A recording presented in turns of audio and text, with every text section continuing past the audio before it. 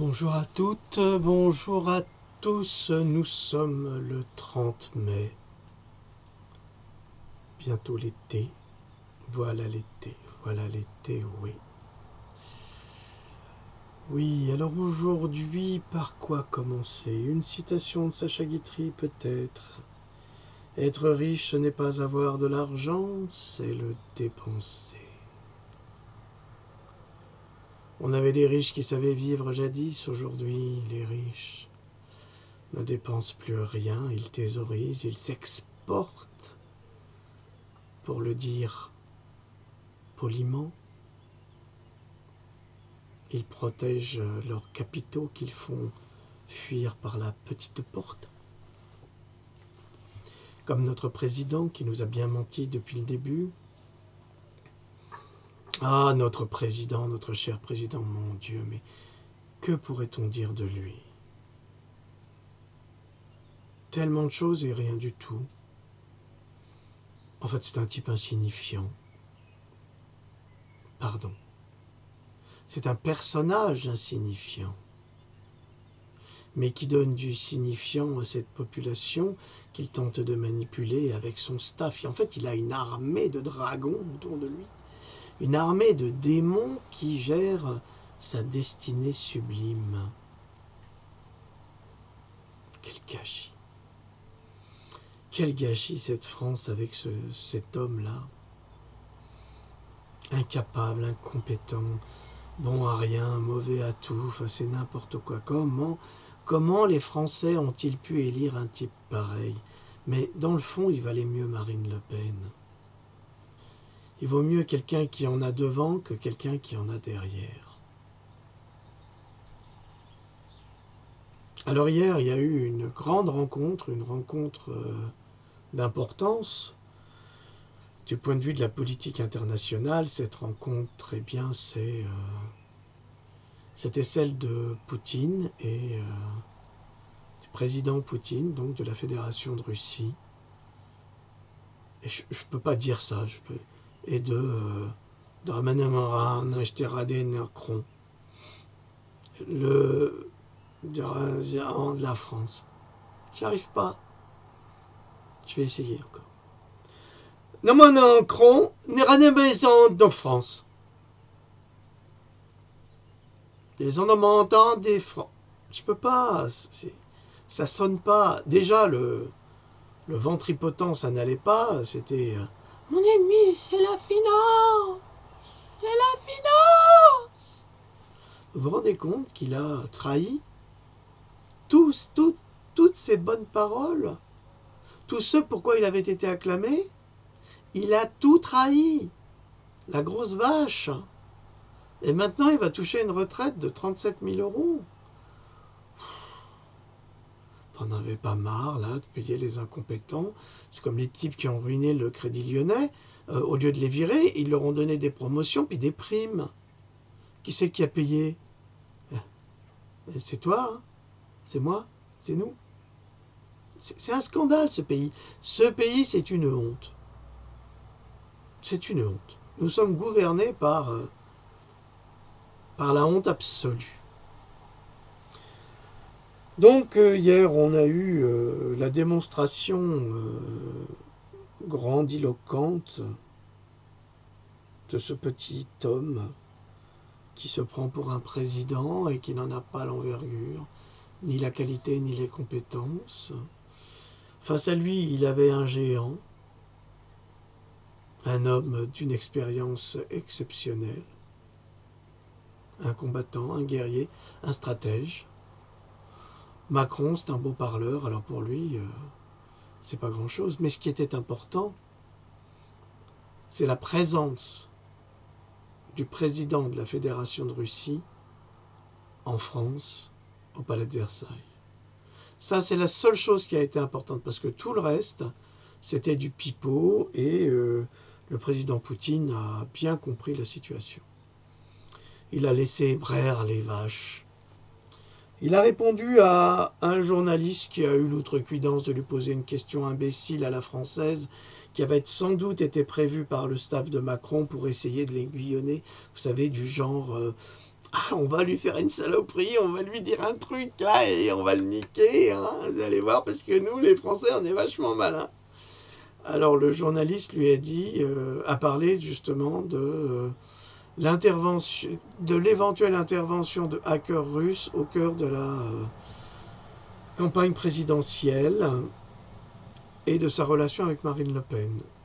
Alors le président russe, qui est un stratège et qui dit prétendument ce que vous dites, ce n'est qu'une hypothèse, il n'y a absolument pas de preuves, et ne croyez pas que les hommes d'État comme nous passons notre temps à répondre à ce type de questions sans avoir de preuves. Nous sommes des hommes d'État, nous travaillons sur des faits, pas sur des rumeurs. Donc là, il a écarté royalement le mauvais journaliste qui avait posé cette question, et ensuite Marine Le Pen, comme si c'était le diable absolu. Mais je suis désolé, le diable absolu, il est en place, hein, c'est Macron. Et pourtant, je n'ai pas voté Le Pen, hein, mais je n'ai pas voté Macron non plus, attendez. Quand on se fait mettre, on l'accepte ou on l'accepte pas. Là, je ne peux pas, moi, ça, je peux pas. Et donc Poutine a dit, ben oui, mais Marine Le Pen est le seul représentant officiel en France à vouloir élargir les relations entre la Russie et la France. Alors que Macron... non, moi je me dis condition. Alors je suis ton copain à condition que tu fais que ce que je te dis. Mais petit Macron, t'es qu'une merde sur l'échiquier mondial. T'existes pas. On claque des doigts, t'existes plus. Tu veux faire une guerre contre la Russie, mais on vous efface en une seconde. On détruit toutes vos infrastructures.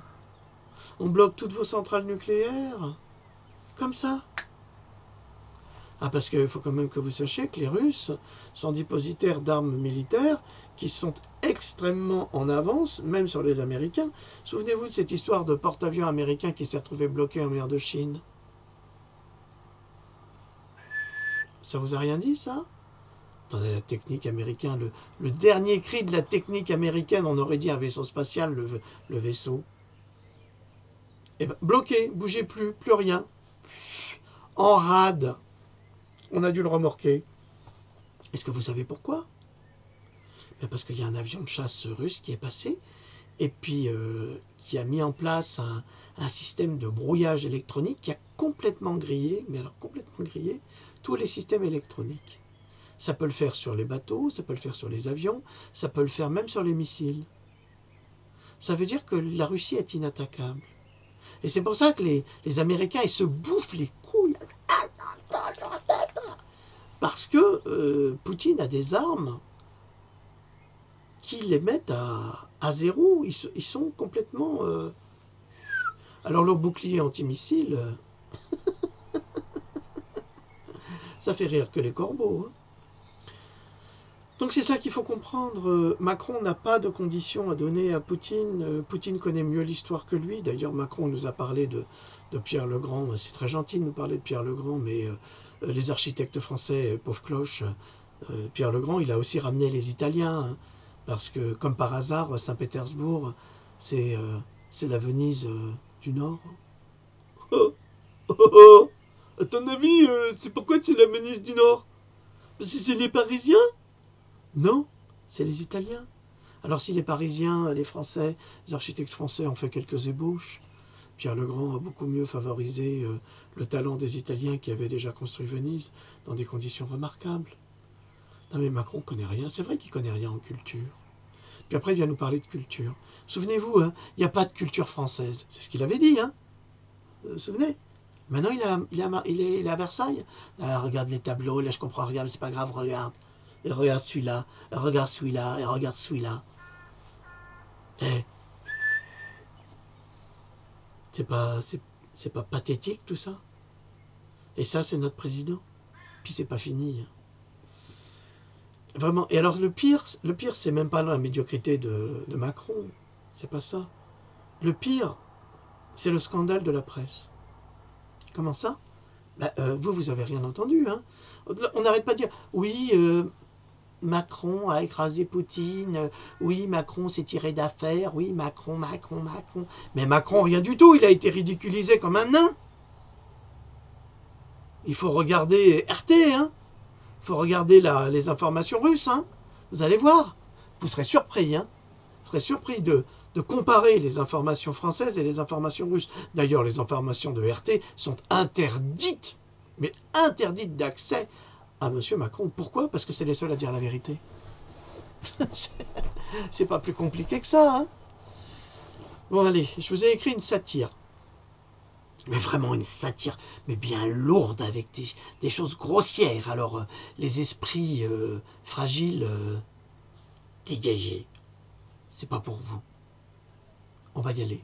Ça s'appelle les... Je regarde parce que j'ai pas internet.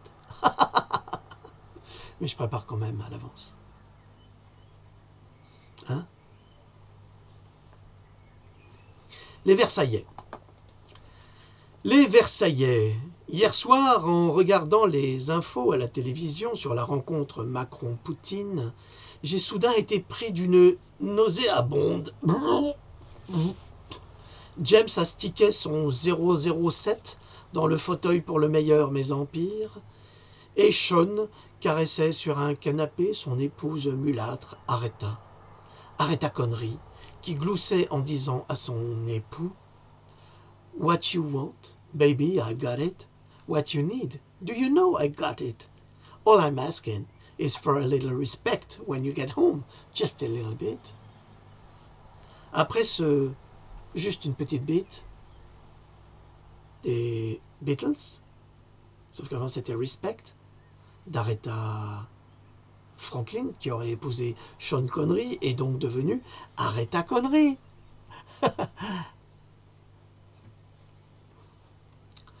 Il regarda dans son pantalon, mais ne sembla pas contrarié par la taille de la chose. « Oh, un calibre reste un calibre !» se dit-il content de lui.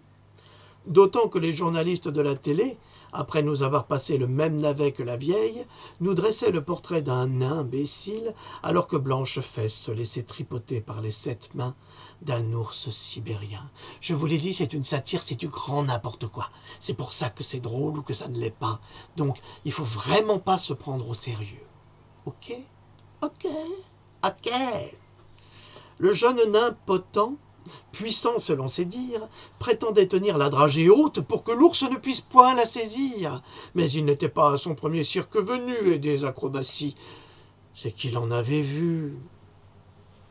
Le doigt d'une de ces paluches plantait dans le cul du nain, comme dans une poupée de guignol, qui faisait jouir le guignolo en apparence, mais surtout lui donnait l'air de ne pas y toucher avec beaucoup d'expérience, à force de se faire palucher dans la galerie des glaces, à la fraise et à la banane, par un vieux galémacia. Moretto, comme ta bouche est immense quand tu souris, et quand tu ris, je ris aussi. Tu aimes tellement la vie, quel est donc ce froid que l'on sent en toi? Marcia, elle est belle, chantait les Rita Mitsuko. Arigatou gozaimasu. Mais à cet endroit, Guignolo regardait Maman les petits bateaux dans son costume de marin bleu et blanc que sa copine John Paul avait réalisé sur mesure. Fier comme l'art taliban, il se prenait pour un amiral des aigres fins du cuirassé Potemkin, ce fameux cargo de nuit. J'avance sur ce quai humide, la sueur brûle comme l'acide. L'enfer va commencer pour Axel Bauer, son initié.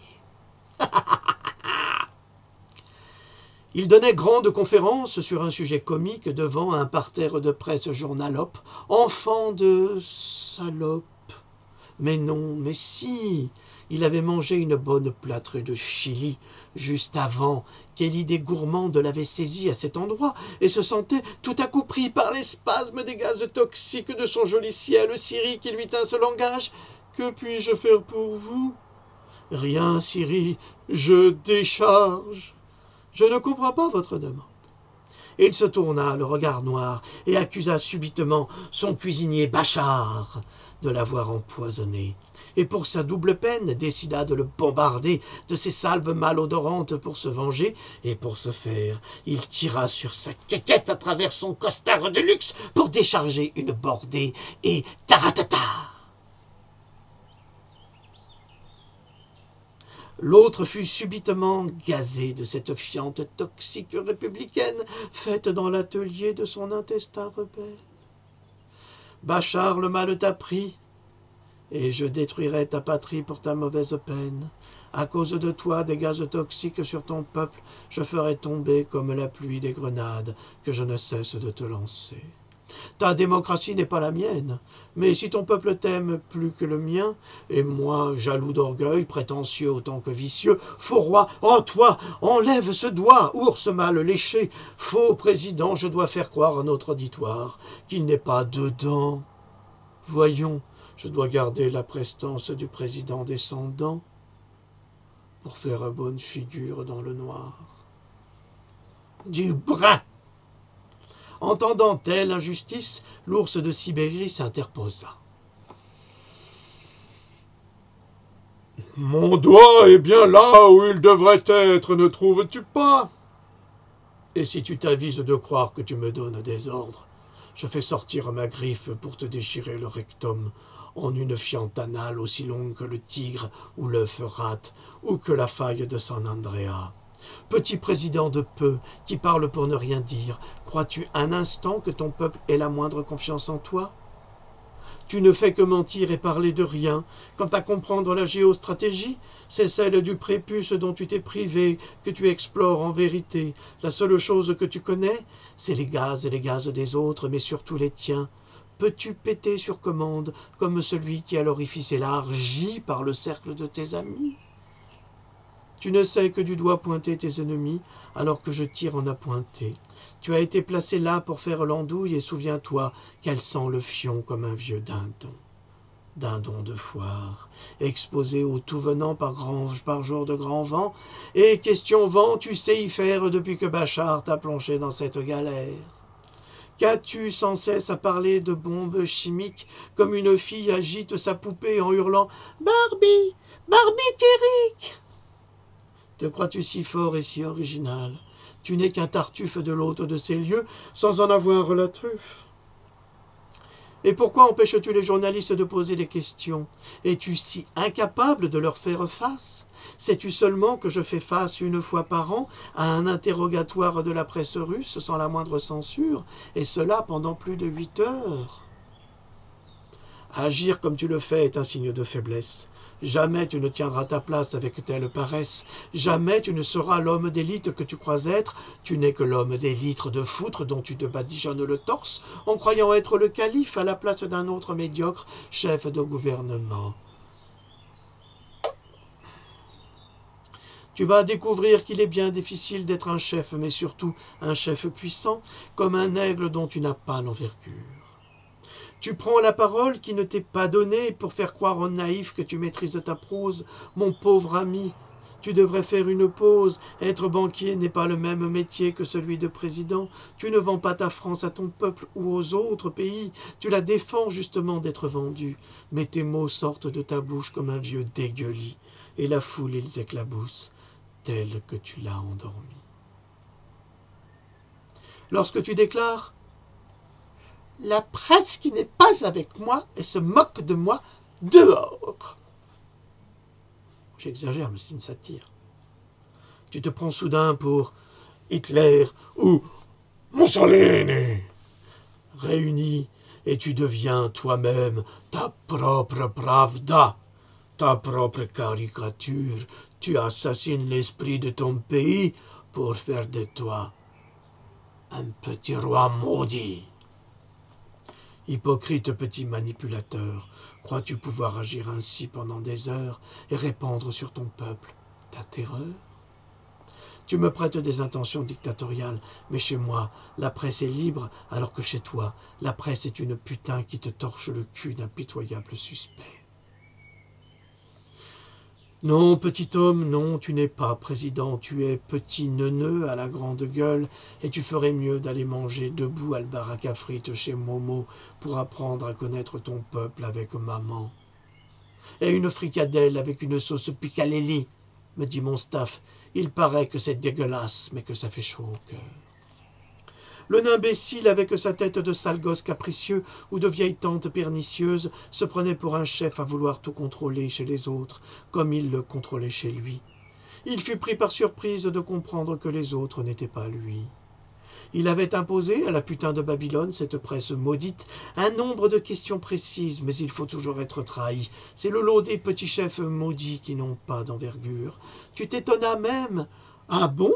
Je pensais qu'il n'y avait que 4 questions. Vous allez me virer toute cette bande de cons. Tu avais déjà manipulé l'entretien par ta barbichette de jeune bouc que tu es. 4 questions pour l'ours de Sibérie, un des hommes les plus puissants de la planète. Mais qu'a-t-il dans la tête, ce petit homme d'État qui se prend pour un grand seigneur et qui n'a de pouvoir que celui de ne voir pas plus loin que le bout de son nez tordu par ses pets foireux, cette poupée articulée qui crie maman quand on la douche et qui ramasse la savonnette en se disant « Ah, je me croyais seul dans cette immensité glacée, nous voilà couple enfilé dans ma douche à l'Élysée. » On n'est jamais trop aidé dans son intimité. Sans le savoir, l'homme périra bientôt, ses erreurs se perpétuant les unes après les autres, elles feront de lui le martyr d'une république bananière, en recherche de bannières. Les oligarques se sont trompés de candidat, mais pas le peuple, qui l'a sifflé dans le stade lorsqu'il y est entré. On siffle les mauvais alors qu'ils s'efforcent de répéter. En politique, il faut donner ce qu'on n'a pas, et promettre ce qu'on ne peut pas donner, disait Louis XI. Ça, c'est pour la leçon d'histoire, patron. Et il ne fait qu'appliquer le précepte des escrocs à pointer. Pour être grand seigneur, il faut être gratifié des meilleurs atours et de les avoir devant plutôt que derrière. Mais avec l'ours de Saint-Pétersbourg, il a manqué à tous ses devoirs en jouant les arrogants. Sa politesse n'était qu'apparence perverse, juste insolent, effronté dans sa crainte de se faire torcher par ce géant.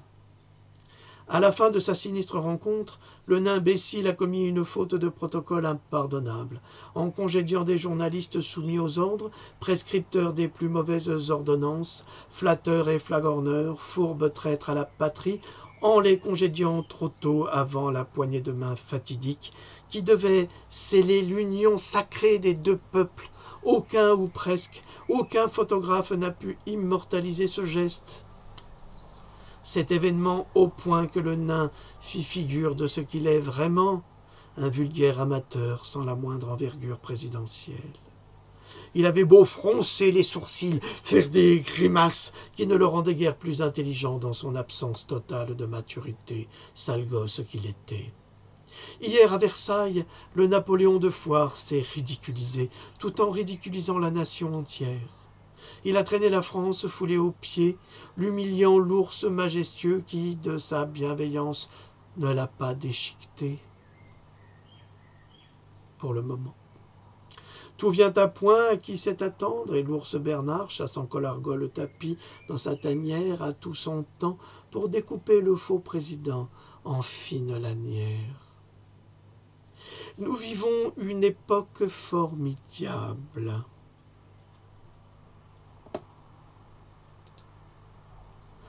Formidablement pathétique, formidablement tragique.